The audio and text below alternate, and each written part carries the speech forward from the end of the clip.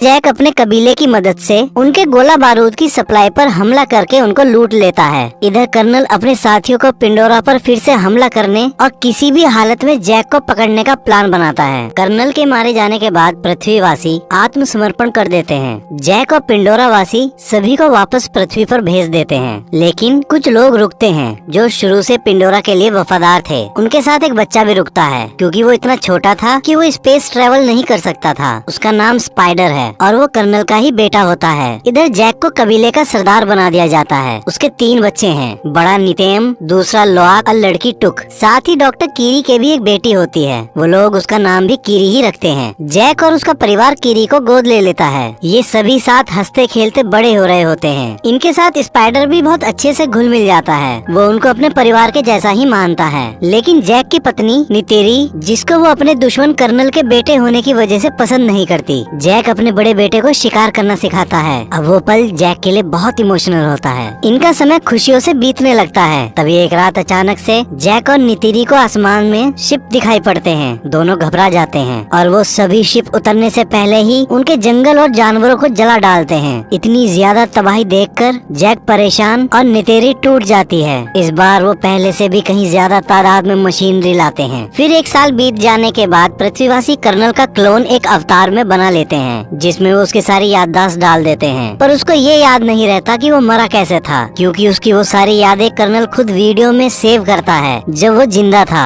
और वो मरने से पहले की सारी कहानी वो अपने अवतार को वीडियो के जरिए सुनाता है। इधर जैक अपने कबीले की मदद से उनके गोला बारूद की सप्लाई पर हमला करके उनको लूट लेता है। इधर कर्नल अपने साथियों को पिंडोरा पर फिर से हमला करने और किसी भी हालत में जैक को पकड़ने का प्लान बनाता है और फिर अपने साथियों के साथ पिंडोरा पर अपने लोगों के मिलिट्री बेस पर पहुंचता है। वहां वो अपने जनरल से मिलता है। जनरल उसे बताती है, हमने पिछले 1 साल में इतना ज्यादा काम और कंस्ट्रक्शन किया है जितना पिछले 30 सालों में नहीं हुआ था, और हमें इस ग्रह को अपने लोगों के लिए पर्याप्त बनाने से पहले इन पिंडोरा वासियों का इलाज करना होगा, क्योंकि ये अब पहले से ज्यादा हमला करने लगे हैं, जिसकी वजह से हमको जान और माल का बहुत नुकसान हो रहा है। फिर वो जनरल कर्नल को वहाँ भेजती है। कर्नल उसी जंगल में उतरता है जहाँ उसकी मौत हुई थी। इत्तेफाक से जैक के बच्चे और स्पाइडर भी वहाँ खेलने आते हैं। वो वहाँ कर्नल और उसकी टीम को देखकर समझ जाते हैं ये कबीले के नहीं बल्कि पृथ्वीवासियों के अवतार हैं। कर्नल वहाँ पड़े बैटल रॉबर्ट सूट को चेक करता है और उस पर अपना ही नाम देखकर समझ जाता है कि ये कंकाल उसी का है। फिर वो अपने सीने में घुसे तीरों को देखता है। तभी जैक का बेटा लोआक अपने वॉइस डिवाइस की मदद से जैक को वहाँ की सारी स्थिति बता देता है। जैक और नितिरी सारी बात सुनकर परेशान हो जाते हैं और वो उन बच्चों को बिना कोई आवाज करे वहाँ से निकलने के लिए कहते हैं। अब बच्चे वहाँ से निकलने लगते हैं, पर कर्नल के आदमी उन सबको पकड़ लेते हैं। कर्नल उनकी उंगलियों को देखकर समझ जाता है कि ये हाफ ब्रीड हैं, क्योंकि पिंडोरियंस की 4 ही उंगली होती है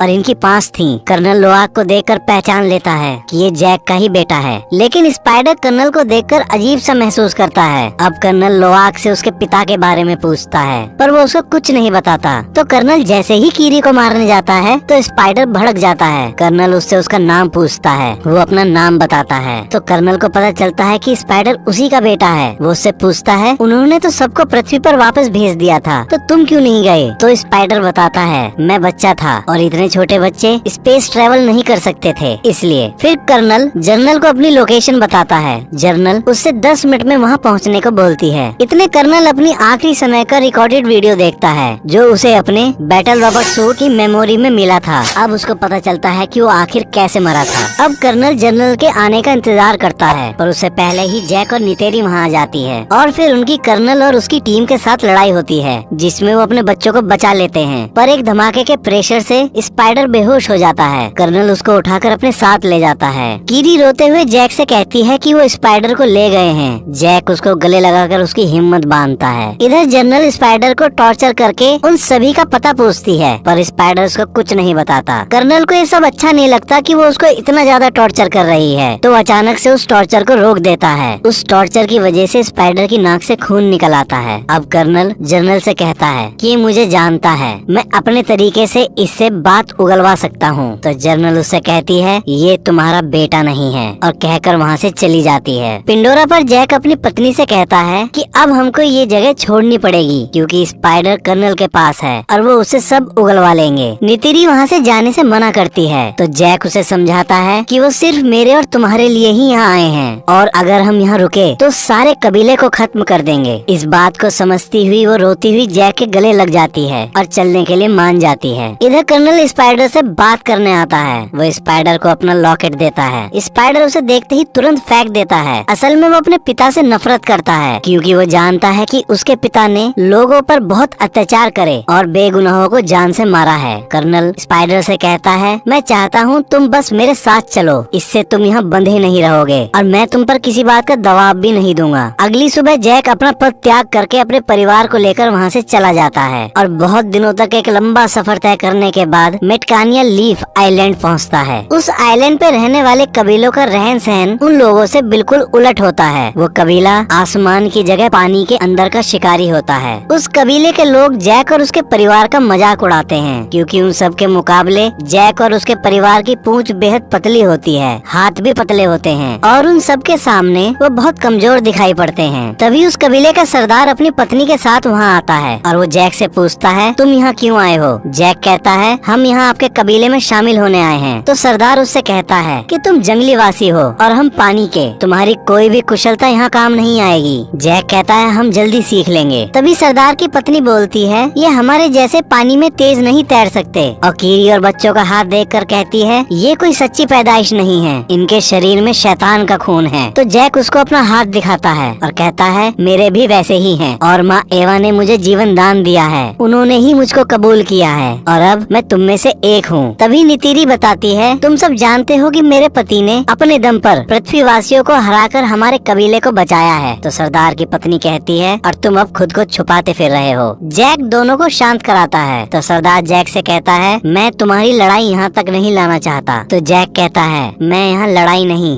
बल्कि अपने परिवार को सुरक्षित रखने के लिए यहाँ आया हूँ। सरदार उनको वहाँ रहने की इजाजत दे देता है और अपने लोगों से कहता है, इनको भी अपने भाई और बहनों के जैसा समझो, इनको एक बच्चे के जैसा समझकर हमारे सारे तौर तरीके सिखाओ, इन्हें तैरना सिखाओ, जिससे ये अपने आप को बेकार न समझे। और फिर अपने बेटे और बेटी को उनकी जगह दिखाने को कहता है। अगले दिन सरदार के बच्चे जैक के बच्चों को पानी के अंदर ले जाते हैं और वो देखते हैं कि वो ज्यादा समय पानी के अंदर नहीं रुक पा रहे। वो उनकी तैरने में उनकी बहुत मदद करते हैं और उन्हें सारे तरीके बताते हैं। उसके बाद वो अपने पानी के जीवों को बुलाकर उनसे लोआक का बंधन करवाते हैं और उसको राइड करना सिखाते हैं। कबीले का सरदार वो सारी ही बातें जैक को भी सिखाता है। सरदार की लड़की ओआक को सांस खींचना और देर तक रोकना सिखाती है। जैक के बच्चे पानी के अंदर बहुत मजा करते हैं, उन्हें एक नई दुनिया दिखाई देती है। कीरी उन सबको महसूस करती है। इधर कर्नल स्पाइडर को लेकर पिंडोरा की सबसे ऊंची पहाड़ी पर पहुंचकर अपने लिए एक बेंजिस को चुनकर उससे अपना बंधन जोड़ने की कोशिश करता है, लेकिन उनकी लड़ाई में बेंजिस उसको लेकर पहाड़ी से कूद जाता है। तो सबको लगता है कर्नल मर गए और वो वहाँ से वापस जाने लगते हैं, लेकिन तभी कर्नल बेंजिस की सवारी करता हुआ वहाँ आ जाता है। वो उससे बंधन जोड़ लेता है। इधर सरदार के लड़के कीरी को छेड़ रहे होते हैं। तभी नितेम और लोआक वहाँ आकर उन लड़कों को बहुत मारते हैं। कीरी ये देखकर बहुत हंसती है। फिर जैक अपने लड़कों को अपनी जगह पर लाकर बहुत डांटता है और लोआक को भेजकर उन सभी से माफी मांगने को कहता है। फिर वो नितेम से पूछता है, क्या तुमने उन सबको बहुत मारा? वो कहता है, हाँ। ये बात सुनकर जैक उससे कहता है, ये अच्छी बात है। नितेम उनका जवाब सुनकर मुस्कुराता है और वहाँ से चला जाता है। लोआक उन लड़कों के पास जाकर उनसे माफी मांगता है। वो लोआक को माफ करके अपने साथ गहरे समुद्र में शिकार करने को कहते हैं। लोआक उनकी बात मानकर उनके साथ चल पड़ता है। वो थ्री ब्रदर पहाड़ी पर पहुंचकर लोआक से एक आवाज निकालने को कहते हैं। लोआक वैसे ही करता है, पर वो उसको चुपचाप वहाँ छोड़कर वापस चले जाते हैं। असल में वो एरिया एक व्हेल मछली के जैसे दिखने वाले टुलकुन जीवों का होता है और एक जीव लोआक को मारने के लिए पागलों की तरह उसके पीछे पड़ जाता है। लोआक अपने को जैसे तैसे उससे बचाने की पूरी कोशिश करता है। बहुत देर पानी में रहने की वजह से लोआक की सांसें खत्म होने लगती हैं। अब वो वहाँ से बाहर निकलकर सतह पर आने की कोशिश करता है, लेकिन टुलकुन उसको देख लेता है और अब उस पर उसे मारने के लिए हमला करता है। और जैसे ही उसके नजदीक आता है तभी एक और टुलकुन उल्टा उस पर ही हमला कर देता है। पर इतने में लोआक अपनी सांसें टूटने की वजह से पानी में डूबने लगता है। पर कुछ देर बाद जब उसकी आंखें खुलती है तो देखता है कि उस टुलकुन ने उसकी जान बचा ली है। वो उसे सतह पे ले आया था। इसके बदले वो टुलकुन के पंख में फंसे बड़े से लोहे के कांटे को निकाल देता है। अब दोनों में दोस्ती हो जाती है और फिर दोनों पानी में बहुत देर तक एक साथ तैरते हैं। कुछ देर बाद लोआक उसके दूसरे कटे हुए पंख को देखकर उससे इशारे में पूछता है कि ये कैसे हुआ, पर टुलकुन उसको कोई जवाब नहीं देता था। इधर कीरी जैक को बताती है कि मुझको माँ एवा के दिल की धड़कन सुनाई देती है, क्या मैं पागल हो गई हूँ? जैक उसे समझाता है। तभी नित्यम सरदार के लड़के को लाता है और दिन भर की सारी बात बता देता है। अब वो लोग लोहाक को ढूंढने निकलने ही वाले होते हैं, तभी लोहाक टुलकुन को वापस भेजकर घर आ जाता है और सारी गलती अपनी बताकर सरदार के लड़के को मार खाने से बचा लेता है, जिसकी वजह से उन दोनों में बहुत अच्छी दोस्ती हो जाती है। अगले दिन वो सरदार के बच्चों को सारी बात बता देता है और उनसे उसके कटे हुए पंख का भी जिक्र करता है। सरदार की लड़की समझ जाती है और कहती है कि उसका नाम पायकन है और उसको उसके परिवार ने बेदखल कर रखा है, क्योंकि सभी बताते हैं कि वो खूनी है। उसने हमारे कबीले और अपने साथी टुलकुन को भी मारा है, लेकिन लोहाक उनकी बात नहीं मानता और कहता है वो मेरा दोस्त है और वहाँ से कहकर चला जाता है। अगले दिन सरदार की लड़की उनको अपने पुरखों के मंदिर को दिखाती है, फिर अपने कबीले के जीवनदायिनी पेड़ को दिखाती है जो पानी के अंदर होता है। कीरी उससे अपना बंधन करती है तो उसे अपनी माँ दिखाई देती है। वो उससे गले लग के रोने लगती है और पूछती है मैं सबसे अलग क्यों हूँ और माँ एवा मुझसे क्या चाहती हैं? मेरे पिता कौन हैं? तभी अचानक कीरी को दौरा पड़ जाता है। वो बच्चे उसको वापस ले आते हैं। जैक उसके इलाज के लिए अपने दोस्तों को बुलाता है पर उनसे कुछ नहीं होता, तो सरदार की पत्नी उसका इलाज करके उसे ठीक करती है। तभी कर्नल के साथी उसको बताते हैं कि रेडार पर एक शिप देखा गया है और ये शिप वही था जिससे जैक के दोस्त कीरी को ठीक करने आए थे। कर्नल को एक लोकेशन मिल गई थी। अब कर्नल एक शिकारी शिप के कैप्टन और उसके क्रू के साथ मैटकाइना रीफ के लिए निकल पड़ता है। इधर रीफ में सारे टुलकुन अपना चक्र पूरा करके वापस आते हैं। कबीले वाले उनके आने से बहुत खुश होते हैं। असल में कबीले वाले उनको अपने भाई और बहन ही मानते हैं। टुलकुन की सरदार अपने बच्चे को रोनाल को दिखाती है। वो बहुत खुश होती है और कहती है उसका बच्चा भी जन्म लेने वाला है। इधर कर्नल उसके सबसे नजदीकी कबीले पहुंच जाता है और जैक के बारे में पूछता है, पर वो लोग कुछ नहीं जानते तो वो कुछ नहीं बता पाते।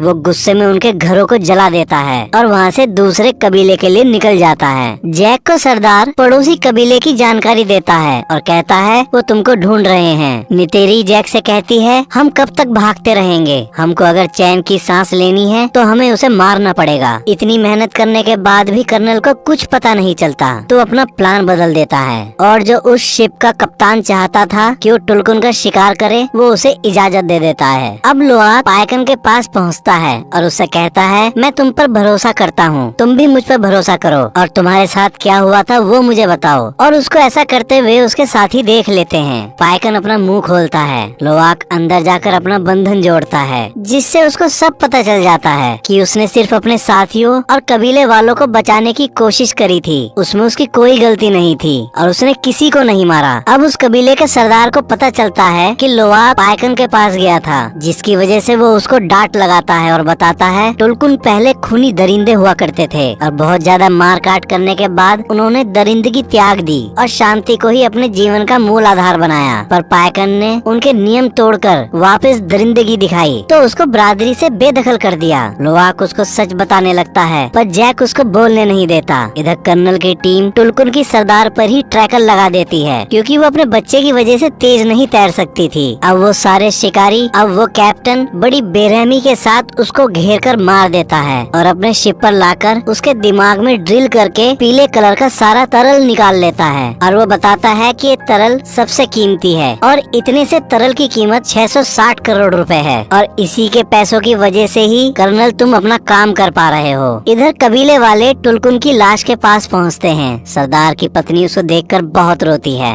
और बताती है कि ये मेरी आत्म बहन थी और इसने न जाने कितनी साइकिल पूरी करने के बाद अपने बच्चे को पाया था और वो वापस आकर लड़ाई का ऐलान करती है। लेकिन जैक उनको समझाता है कि अगर तुम उनसे लड़े तो वो तुम्हारा सब कुछ खत्म कर देंगे, उनको भी जिनको तुम प्यार करते हो। और उन्हें ट्रैकर को दिखाकर कहता है हमको टुलकुन की जिंदगी बचानी है, तो ऐसा कुछ भी उन पर दिखाई दे तो मुझको बताओ, मैं इन ट्रैकर्स को बंद कर सकता हूँ, जिसकी वजह से उनकी जान बच सकती है। और ये बात सभी टुलकुन तक पहुँचाने को कहता है। सब मान जाते हैं। फिर जैक चुपके से नितिरी को बताता है कि वो टुलकुन का नहीं बल्कि हमारा शिकार करना चाहते हैं। अब लोहाक पायकन के पास उसको सावधान करने के लिए निकल पड़ता है, क्योंकि वो जानता था कि उसे कोई नहीं बताएगा। लेकिन सारे बच्चे उसे रोकने की कोशिश करते हैं, पर वो वहाँ से निकल जाता है तो भी सारे बच्चे उसका पीछा करते हैं। इधर कप्तान दूसरे शिकार की तैयारी करता है। लोहाक पायकन के पास पहुँचता है। वो पायकन पर ट्रैकर देखकर घबरा जाता है और उस ट्रैकर को निकालने की कोशिश करता है। तभी सामने से शिकारी जहाज को देखकर वो घबरा जाता जाता है। अब सब बच्चे वहाँ पहुंचकर उस ट्रैकर को निकालने की बहुत कोशिश करते हैं, पर वो उनसे भी नहीं निकलता।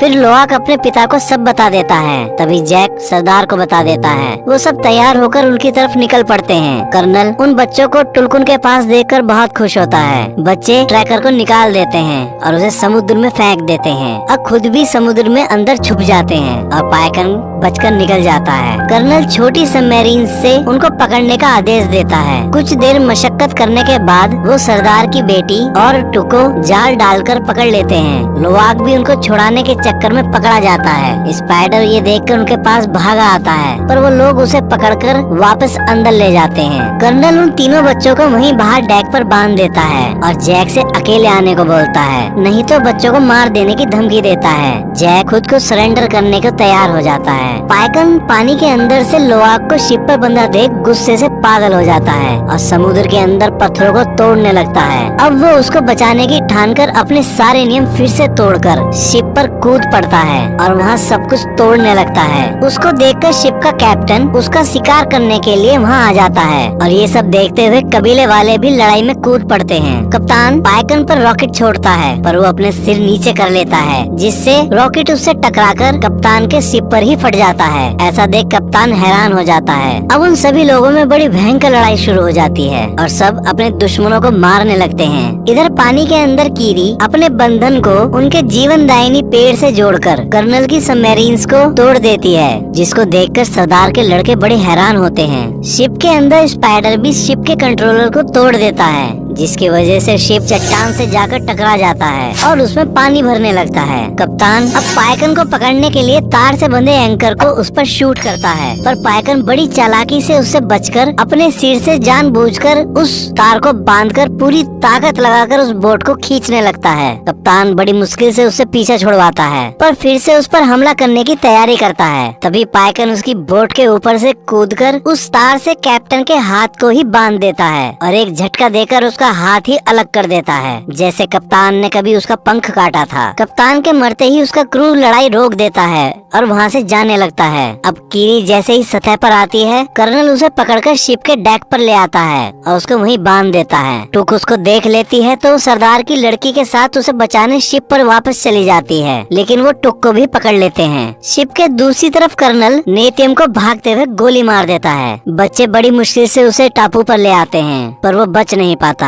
नितेरी उसको मरा देख पागलों के जैसे चीखने लगती है और बहुत रोती है। तभी कर्नल जैक के वॉइस डिवाइस पर बात करता हुआ उसे बताता है कि उसकी छोटी बेटी उसके पास है। तो जैक नितेरी को संभलने को बोलता है और कहता है हमें अपनी बेटी को बचाना है। नितेरी अपना धनुष उठाकर अपने बेंचिस पर बैठकर शिप की तरफ उड़ जाती है। जैक वहाँ शिप पर चुपचाप पहुंचकर धमाका कर देता है, जिससे वहाँ आग लग जाती है। नितेरी वहाँ पहुंचकर बहुतों को मार डालती है। उसका रौद्र रूप देखकर स्पाइडर भी डर के मारे छुप जाता है। इधर जैक चुपके से टुक को छुड़ा लेता है, पर कर्नल कीरी के गले पर चाकू रखकर उसके सामने आता है और कहता है तुम नहीं चाहोगे कि आज तुम्हारी एक औलाद और मर जाए। कर्नल उससे हथियार रखवा देता है। स्पाइडर कर्नल को ऐसा करने से रोकता है, पर वो नहीं मानता। तभी नितेरी स्पाइडर के गले पर चाकू लगाकर कीरी को छोड़ने को बोलती है, पर कर्नल उसको ऐसा दिखाता है जैसे उस पर इस बात का कोई फर्क ही नहीं पड़ा। तभी नितेरी कर्नल से कहती है लड़के के बदले लड़का, और स्पाइडर की छाती पर चाकू मार देती है। कर्नल तुरंत कीरी को छोड़ देता है। अब वो सब वापस जाने लगते हैं, पर कर्नल कहता है मैं अभी भी नहीं रुकूंगा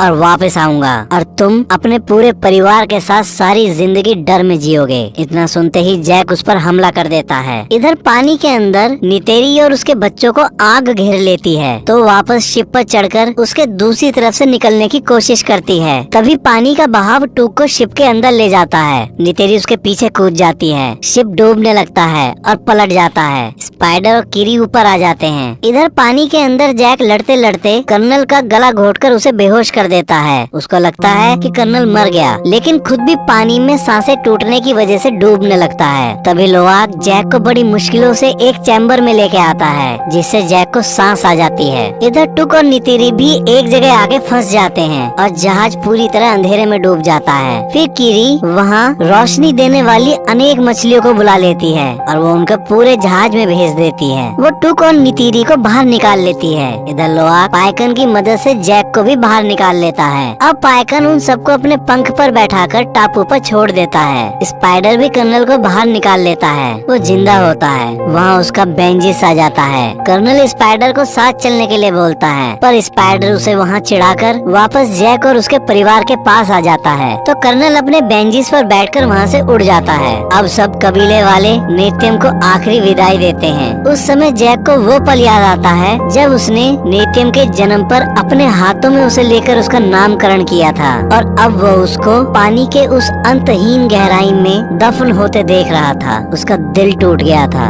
वो वापस आकर सरदार से कहता है, हम कल चले जाएंगे। तो सरदार कहता है, तुम्हारा बेटा अब हमारे देवताओं के पास है और तुम भी अब पानी के आदमी हो चुके हो, तो तुम हमारे कबीले का ही हिस्सा हो। फिर जैक और नितेरी उनके जीवनदायिनी पेड़ से अपना बंधन बांधते हैं। तभी जैक को वो समय दिखाई देता है जब नेत्यम ने पहली बार शिकार किया था, और वो बहुत खुश थे। नितेरी उनको देखकर खुश होती है। नित्यम सच में अब उनके देवताओं के पास था। वो उसका स्वर्ग था। वहाँ उसकी दुनिया में उसका परिवार उसके साथ था, और कहानी यहीं खत्म हो जाती है। आप हमारे इस चैनल को लाइक करें, सब्सक्राइब करें और साथ ही बेल आइकन दबाना ना भूलें।